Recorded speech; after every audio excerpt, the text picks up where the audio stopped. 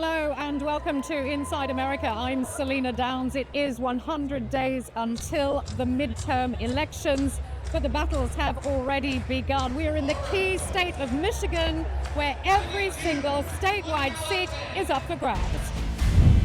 I want our money spent to provide good schools and health care for people in our communities. So you do want the U.S. to stop funding Israel? Absolutely. I'm very disappointed in Trump. Trump ran on a campaign that is anti-war.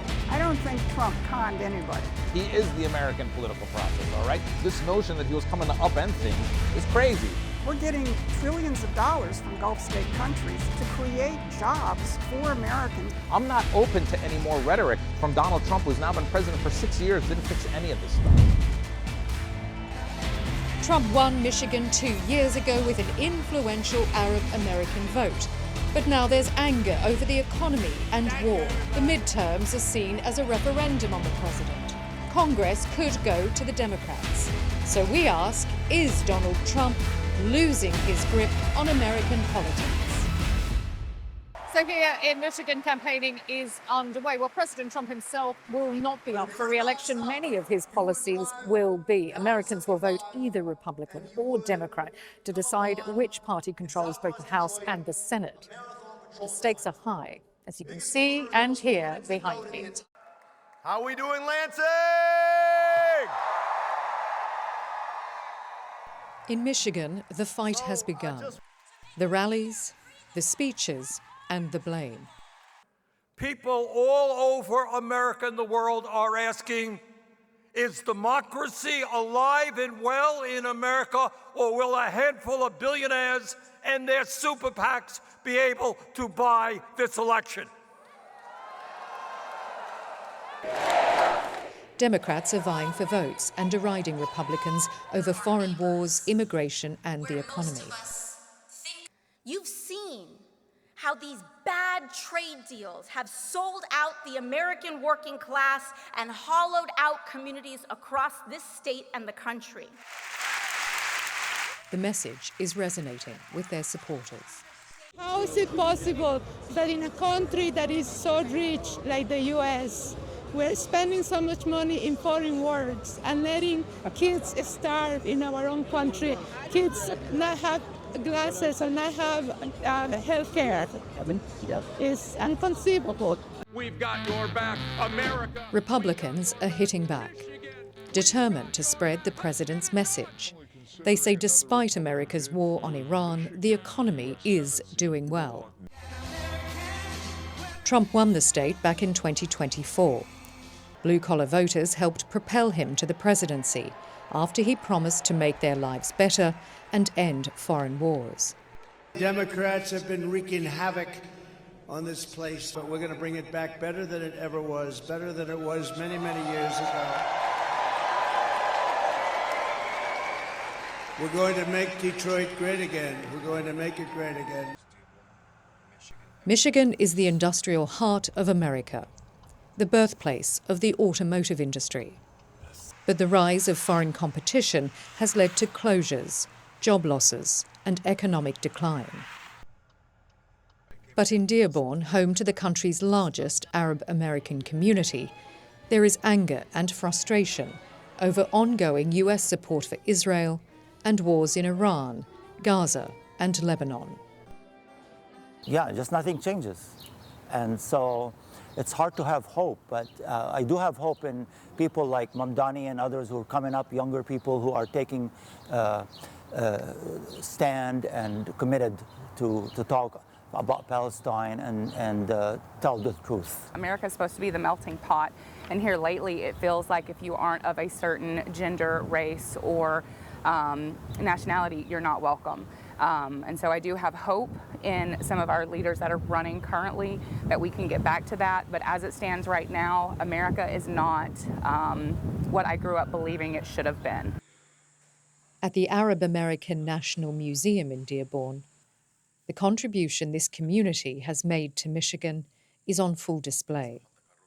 And our purpose is really to showcase the story and uplift the narrative of our Arab American community and really kind of defining what that community is, kind of who we are, our history, our culture, And I always like to say, like, inserting our narrative into that larger fabric, because sometimes our narrative, our perspective, our voice is not there.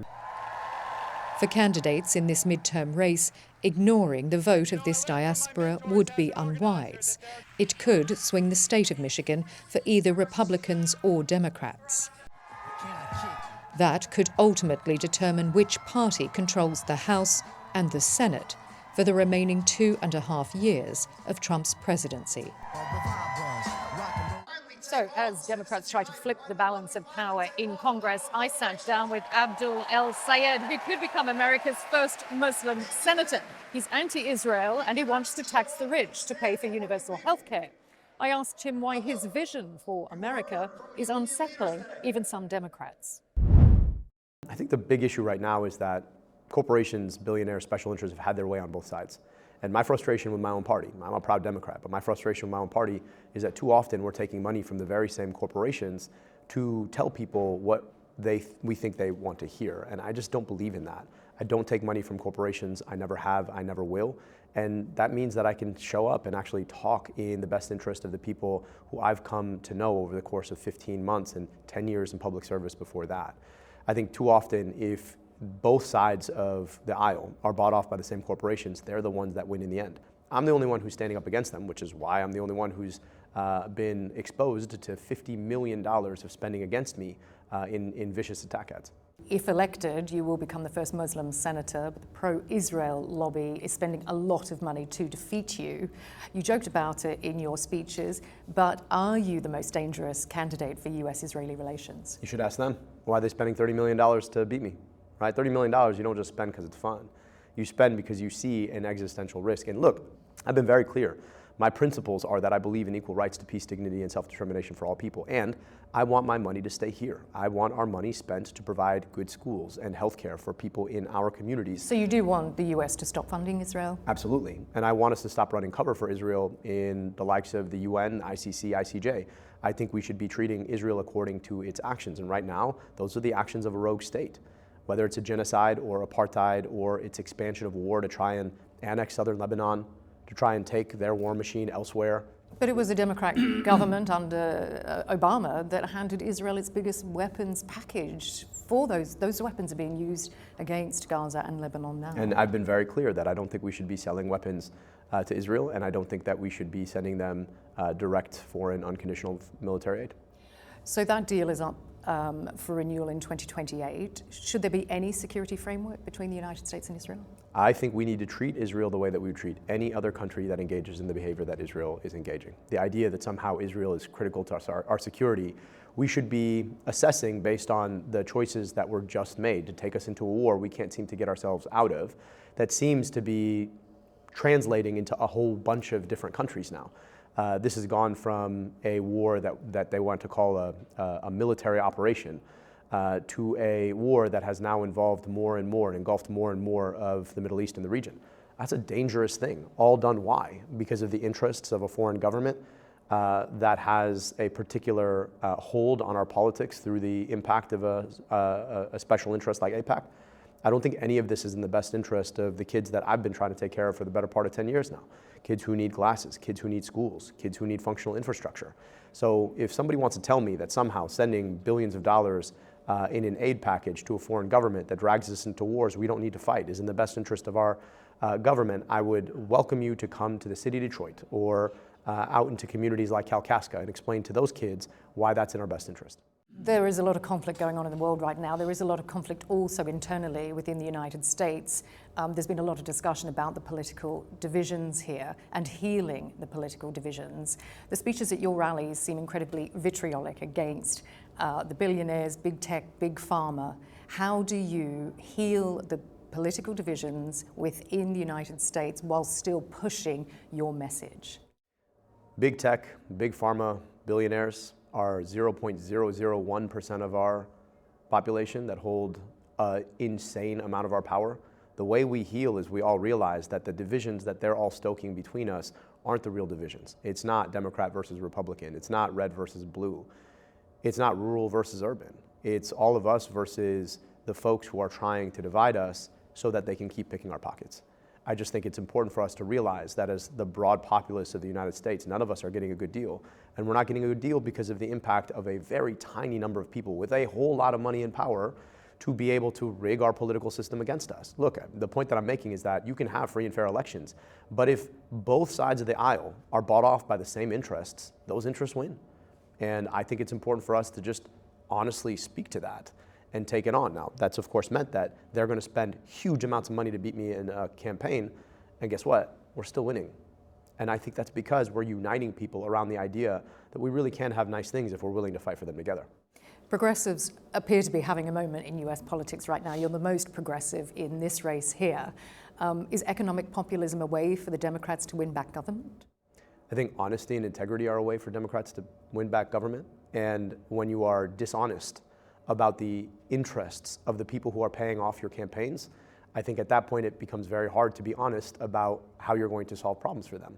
So I would like us to be honest about what's causing the problems. If you are sick and tired of having to pay more for electricity that fails you every time a storm blows through, maybe we shouldn't be taking money from the utility that's investing in themselves rather than investing in our reliability. If you're sick and tired of watching your premiums go up 15% every single year for healthcare that is not durable, that you're worried about losing or have to pay out of pocket for, maybe we shouldn't be taking money from the health insurance industry that's trying to own the system. If you're sick and tired of big tech trying to put a data center in your backyard to automate out your job, maybe we shouldn't take money from big tech. This is not that complicated. Senate hopeful Abdul El-Sayed talking to me there on the campaign trail in Lansing. Well, I've come to Dearborn with its large Arab American community that voted for Trump in 2024 because he promised to end foreign wars and make the economy better. But how are voters feeling now about immigration, the economy, and wars in Iran, Lebanon, and Gaza? And could it mean that President Trump and the Republicans lose their grip on power at the midterms? Well, joining me to discuss on this week's panel is the Republican strategist Susan Kokinda, Rima Mohammad, the Michigan Democrat and founder of the People's Coalition, and Amer Zahr, a Palestinian-American author and political activist and comedian. Welcome to all of you on this week's show. Amer, I'll start with you. How are people in Dearborn feeling right now? Well, we're excited, obviously, about the prospect of Abdul. I will say quickly, you know, in 2024, the Arab American community didn't vote for Trump. We voted against the Democratic candidate for president. Other Democrats won in Dearborn, but Trump won among Arab Americans. Why? Because we were so disgusted by the policies of Biden and Harris that we had to make a statement. And we did. This year is a totally different world for us. We're still going off of what happened in 2024. The wars are still raging. And so we're excited to express ourselves politically, and I think you're going to see that in November. Susan, are Republicans worried going into the midterms about the negative public sentiment among Americans over the war in Iran and the economy? Well, I think that obviously, I'll agree with Amer, what people voted for in 2024 is they voted for peace. That somehow there would be a new pathway for peace. And I think they rejected really the previous 50 years of both Democratic and Republican policy. I think that continues to be Donald Trump's intention, to create a world in which each nation has the ability to develop for itself without outside interference, without extremist elements. That's difficult to deliver. I think he's committed to it. How many people will see that by the midterm elections? I'm doing what I can to try and explain it. And what do you tell voters who say they don't feel better off economically right now? Well, I think it's the same thing in terms of economically. You're dealing with changing a policy that's been in place for over 30 or 40 years. We used to have a blue-collar middle class in this country. That's been gutted over the past 30 to 40 years by free trade. President Trump is changing that. But just like the intractable crises in the Mideast, you don't snap your fingers and see the effect of it immediately. Rima, President Trump just said recently that he inherited a social and economic catastrophe from the Democrats. But do the Democrats think they could capitalize on public sentiment right now going into midterms? So what we are seeing right now is a big shift in the Democratic Party. And it's because of Trump. It's because of his policies. It's because of what's happening in immigration. It's because of what's happening with the economy. People around the state of Michigan cannot afford to live. They cannot afford health care.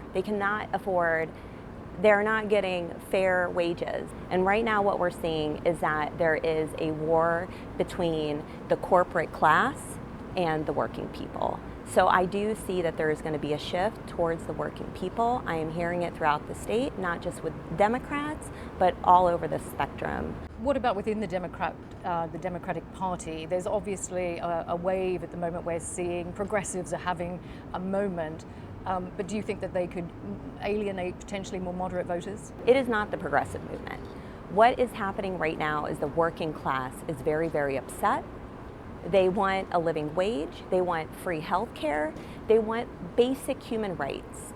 So what is shifting, what we're seeing is not a progressive movement.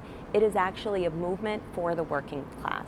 Is there a rift within the Republican Party? There are some very influential MAGA voices who are very opposed to the war in Iran and quite critical now of President Trump. Well, I actually want to pick up off of what Rima said, because I think really the more fundamental question is the question of the working class, and there's actually a rift in the Republican Party on that. You have J.D. Vance saying the Republican Party is closer to Alexander Hamilton and is moving away from Milton Friedman. It is the Friedman free trade, wild free market policies which have gutted the working class, blue-collar workers in this country, and it goes back way before Donald Trump. And I think now you have a movement inside the Trump-Vance, I can add Marco Rubio, I'm not trying to draw a distinction there, wing of the party, to shift the economic policy to the fundamentals, which is not throw Band-Aids on the fact that people can't afford to do things, but bring back the good-paying blue-collar jobs where one income can raise a family. And I think it's not surprising that you see the sort of same fault lines when it comes to the question of perpetual wars. Look, I think what we're seeing at the end of the day is a tension, yes, between the working class and the corporate class, but also Americans being exhausted by our money being spent elsewhere. And I don't want to underplay the power of the American presidency. The criticisms that we had against Biden are the same criticisms that we have now against Donald Trump. That you are too much a slave to the interests of the Israeli lobby, and you're the American president. You can put an end to all of this anytime you want, okay? And what we saw with Trump is that he's not willing to do that simply the same way that Biden was not willing to do it. And it's clear to me that the voters, the American people, are saying we don't want to be involved in this kind of stuff anymore. Our schools are falling apart. I'm also on the school board here in Dearborn. Our schools are falling apart. Our homelessness crisis is going wild. We are giving billions of dollars overseas, not only to wars that don't make any sense, but to genocidal apartheid regimes in Israel. Doesn't make any sense. And Americans are starting to wake up to that. There is a lot of money, unprecedented amounts of money being spent just in the state of Michigan by the pro-Israel lobby to potentially defeat at least one anti-Israel candidate. Is Israel trying to buy the midterms? Well, look, I think one of the problems is you have this binary where, and in a certain sense, the Democratic primary kind of reflects it. You're either with Israel or you're with the Palestinians. Obviously, the Israeli lobby is powerful in this country. So is the Ukrainian lobby. Honestly, if you look at it, you're dealing with powerful lobbies. But to say that Donald Trump is run by Israel, I think ignores a whole bunch of things, like the fact that there's obviously distance between him and Benjamin Netanyahu at this point. I don't think Netanyahu is terribly happy that the president is considering giving F-35s to Turkey. And I think what the president is trying to do is break this binary that these are the only two sides, that there is actually a pathway for peace. Look, Amer talks about the money going overseas. We're getting trillions of dollars from Gulf state countries investing here in the United States to create jobs for Americans so that you can have a living wage and actually address the economic crises that both of my discussant partners are talking about. And I'm sorry, I just want to add. So yes, it is about Israel and Palestine, but it's deeper than that now with everyday people. You're saying the Gulf states are investing trillions and trillions of dollars.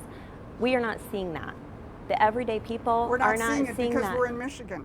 If you were in North Carolina or Texas, you'd be seeing it. But he's the president of all of the states. Well, the states have to participate in the economic programs, and our Democratic governor and our Democratic administration is not part of this economic boom. Look at Pennsylvania, where you have a Democratic governor who has welcomed this investment. They have thousands and thousands of industrial jobs coming into Pennsylvania. We're not seeing it here. But what is hypocritical is that we're seeing that there's billions and billions and billions of dollars that are being sent overseas. That is unnecessary. So that has to stop. And I'm very disappointed in Trump. Trump ran on a campaign that is anti-war. We are expanded the war beyond even what Biden did. So that, I'm sorry, that's a little bit hypocritical. Yes, you're bringing money in from the Gulf, but you're also sending money out to kill, my own people. Amer, 60%, if on the latest polls, 60% of Americans now view Israel negatively, including in both political parties. Is that the sense that you're obviously experiencing here in Michigan? Yeah, I mean, it's clear that Israel has become a crutch for most politicians in America, especially in swing states like Michigan. As far as AIPAC buying elections, yes, of course, but it's not the first time. This is what they've been trying to do for generations. But what's clearly happening is that the price is getting higher. Arab Americans make up about 5 to 7% of the voters in Michigan, and no one wins an election in Michigan by more than 1 or 2% these days. And we are a swing vote, and we saw that in 2024. We're going to keep seeing it. So you're going to see, look, Trump was on this street kissing babies in 2024 when Kamala Harris decided she didn't want to come to Dearborn. That's why Trump won Michigan, because he actually came here and he talked to us. Now, it turns out that he conned us. That shouldn't be a surprise to everybody. He's a con man. But we have to make sure that we keep going down this road. I don't think Trump conned anybody. I think Trump also has historically been on record, no nuclear weapon in the hands of the IRGC in Iran. So there is no change there. I don't think this is a forever war. I don't think this is a boots on the ground war. I think it's Donald Trump trying to remove one of the last major points of instability in the Mideast and create the conditions, again, where you have sovereign nations that are not run by extremists. I'm not going to excuse Bibi Netanyahu, but I don't think Bibi Netanyahu represents every single Israeli. There's a very strong I'm sorry. The extremist here is the Israeli government. Yeah.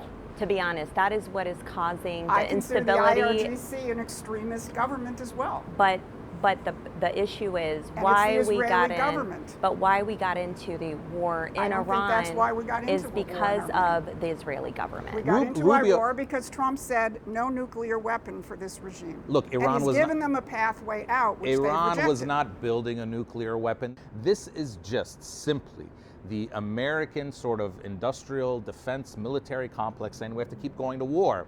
And it happens in both parties. And Trump is part of it. Look, the notion that Trump was some sort of person who was coming to upend the American political process. Trump is the kid of a rich white guy from New York. He is the American political process, all right? This notion that he was coming to upend things is crazy. He was part of the problems that we've been dealing with for decades. The idea that he's part of the establishment, he's been impeached, he's been almost assassinated, he's been under unrelenting attack by that very establishment for 10 years. So to just say he's the same as them, has he been able to do everything as quickly as everybody wants? No, I think there's actually a real world out there. But he controls the government right now. What does he control? He barely controls the Senate. He barely controls the House. And you've got neocons in the Senate and the House. You know, the idea that we could cut off aid to Israel, have you looked at this Congress? But he is definitely part of the establishment. They want to bring the U.S. and the Israeli military closer together. They want to give money to Ukraine. He does not have control over this Congress. But he is part of the establishment. He took millions and millions of dollars from AIPAC. He took millions and millions of dollars from corporations. He is part. Everybody does. That is the problem, and we are seeing that people are sick and tired of it, and they are voting these people out. I think there's going to be a big shift. I do too. I think Trump and J.D. Vance represent that outlook, which can break the entire free trade globalist system which is what has gutted our working class. He's continuing these policies of killing the American middle class. And by the way, the Democrats did it too. But he's continuing these policies. The Republicans are in control of the House, the Senate, and the presidency. And this notion of we can't do anything even though we're in control of all these things is really astonishing Republicans to me. control it, Trumpers don't. Okay, well, just on that. Thank God. But the president under our constitutional system has carte blanche over foreign policy.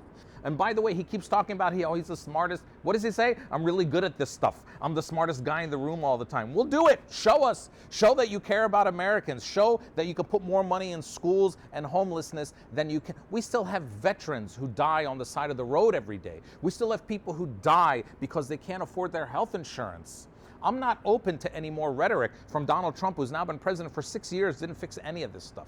All right, we have run out of time there. I want to thank all of my guests here today, Susan, Rima, and Amer. Thanks so much for joining me on the panel this week. And thanks to our Yemeni hosts for providing this setting. Thank you for watching. Join us next time for another edition of Inside America.